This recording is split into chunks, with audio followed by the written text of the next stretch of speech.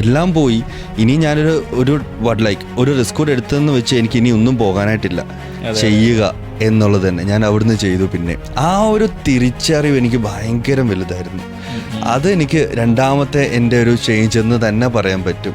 ഇതിനെല്ലാം തന്നെ ഒരു ഹുക്ക് പോയിന്റ് എന്ന് പറയാൻ പറ്റുന്നത് റിച്ച് ഡാഡ് പുവർ ഡാഡ് എന്ന് പറയുന്നൊരു ബുക്കിൽ ഒരു കോട്ടുണ്ട്.